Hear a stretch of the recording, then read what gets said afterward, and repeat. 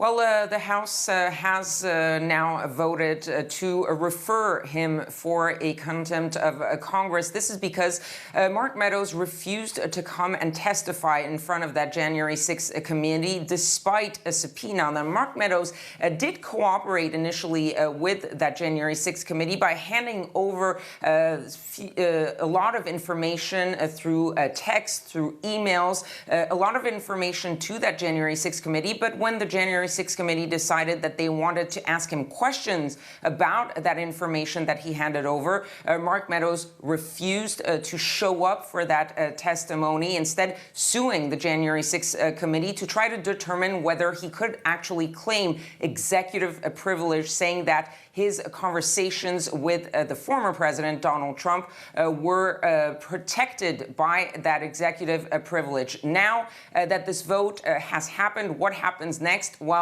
this is simply a sort of recommendation, a referral to the Department of Justice that has the final say in actually charging Mark Meadows with criminal contempt of Congress. That has been done once. Remember, Steve Bannon, the former advisor to Donald Trump, he was also held in contempt by the House. That was transferred to the Department of Justice, which then decided to charge him with 2 counts of criminal contempt.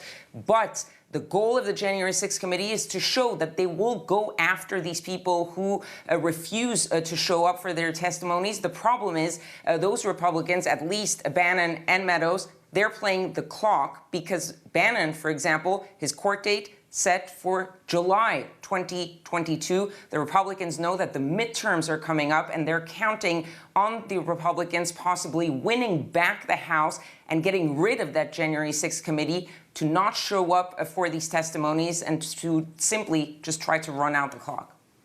And as you mentioned, Meadows might not be willing to answer the lawmakers' questions in person regarding January 6th, but the information he has turned over has shed new light on the events of that day. What have we learned there?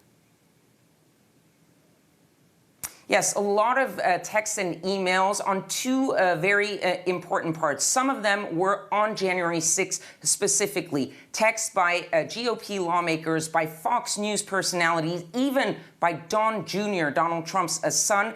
All these texts asking Mark Meadows to go and talk to the president, to ask Donald Trump to come out in public and tell his people to stop, to leave the Capitol, and to stop the violence. That shows that these Republicans knew what was going on was wrong. Those Republicans, those Fox News personalities today saying different things in public. The other very important part is the lead up to January 6th. Some text messages coming out of GOP lawmakers texting with Mark Meadows about trying to overturn that electoral college vote, overturn the results of the elections. We don't have the names yet, but the January 6th committee is saying that they will soon decide on whether and when to release those names. All right, Kethevane